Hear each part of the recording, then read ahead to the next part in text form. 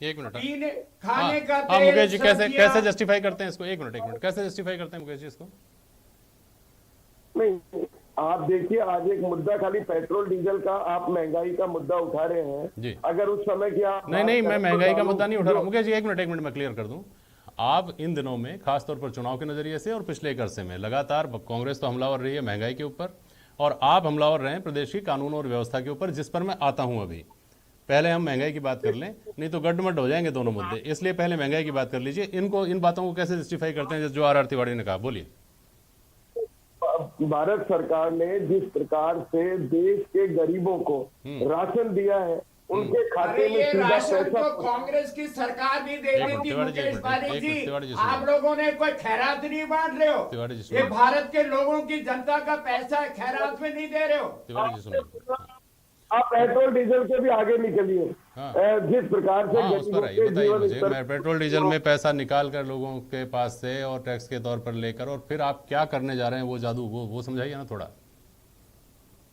नहीं, देखिए, ऐसा नहीं है। अगर इस देश में आपको कांग्रेस सिर्फ गरीबी हटाने का नारा देती रही और मोदी जी ने गरीबी हटाने के लिए कार्य किया, फर्क इतना सा है, वहाँ नारा था, यहाँ पर काम हुआ है। और आज ये दावा ये हर लोग जानते हैं कि गरीबों के जीवन स्तर में सुधार हुआ है। एक धरियावाद और बल्लभ नगर एहसास करा देगा मुकेश जी। दरियावत बल्लभ नगर के ऊपर आ जाएंगे। मैं सब एक मिनट सुनूंगा। अरे मुकेश जी, मुझे तो ये समझाइए। मुकेश जी देखिए, दो बात, बहुत क्लियर बात समझाइए मुझे। आप एक तरफ कहते हैं कि साहब लोगों के पास हम राशन पहुंचा रहे हैं, 80 करोड़ लोगों के पास राशन पहुंचा रहे हैं, मतलब डायरेक्ट डिलीवरी आप कर रहे हैं, उन लोगों के पास खाना पहुंच जाए। लेकिन वो व्यक्ति नोटबंदी के बाद में अपना रोजगार खो चुका है। वो व्यक्ति अगर यहाँ से वहाँ जाना चाहे काम करने के लिए तो उसके पास पेट्रोल डीजल नहीं है। उसको आप जो कच्चा सामान दे रहे हैं, उसको पकाने के लिए जो गैस है वो 1000 रुपये की हो गई है। तो फिर हम ये कैसे कहें कि ये सारी चीज़ें जस्टिफाइड हैं, और जो सीधा डिलीवरी आप पहुंचा रहे हैं उसके पास अन्न की, राशन की, वो काफ़ी है? देखिए, ऐसा है, ये खाली ये युक्तियां जोड़ने वाली बात है।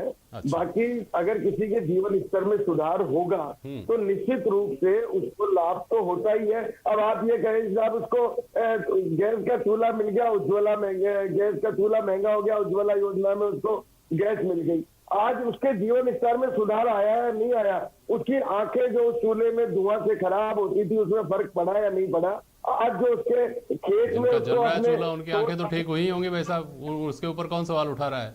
आर तिवारी और इनकी पार्टी तो ये सवाल उठा रही है कि वो गैस का चूल्हा जलाने लायक ही नहीं रहे, उनको इतना महंगा मिल रहा है कि वो जला ही नहीं सकते। खैर, अब मुकेश जी, मेरा सुनिए मुकेश जी सुनिए। मेरा सवाल ये है, जिस बात का आप लोग बार बार दुहाई देते हैं कि साहब पहले की सरकार ने ऑयल बॉन्ड्स खरीदे थे और इस तरह की चीजें थी, तो कोई समय सीमा तो इस देश को बतानी चाहिए कि साहब तब तक ये घाटा जो पुराना था, ये बैकलॉग था, ये खत्म होगा, इसके बाद ही राहत मिल पाएगी, उससे पहले हमारे हाथ बंधे हुए हैं, पहले वाले ऐसा काम कर गए, यही बताना चाहिए खुलकर कम से कम। देखिए, सरकार की प्रतिबद्धता है देश की आर्थिक स्थिति को सुदृढ़ करने का, और देश की आर्थिक स्थिति सुदृढ़ हो रही है। आप अभी देख रहे होंगे कि जिस प्रकार से हमारे भारत के अंदर, देश के अंदर निर्माण तेजी से बढ़ा है, मेक इन इंडिया का जो प्रभाव आया है, आपने देखा होगा कि जब कोविड आया तो पीपी किट का जो यहाँ पर कितना सा निर्माण होता था, हमारे देश में पूर्ति थी, पूरे हिंदुस्तान में नहीं बाहर भी थी। स्वदेशी टीका कोई सोच भी नहीं सकता था, कल्पना भी नहीं कर सकते थे। लोग कहते थे 5 साल में टीका आएगा, 6 साल में आएगा, लेकिन हमारे देश के अंदर टीका बना। आप जितने दवाइयों का, किसी भी चीज का आप निर्माण की जब बात करेंगे तो देश ने तरक्की की है। आज देश में जिस प्रकार से सड़कों का निर्माण हो रहा है, जब आप कहीं भी देश के अंदर सड़कों पर, जब रोड पर निकलते हैं तो आप देखते होंगे किस स्तर की सड़कों का यहाँ पर निर्माण हुआ है। आज कितने देश में हवाई अड्डे थे, कितने हवाई अड्डों का निर्माण हुआ है, मेडिकल कॉलेज देश में कितने थे, आज कितने देश में मेडिकल कॉलेज बने।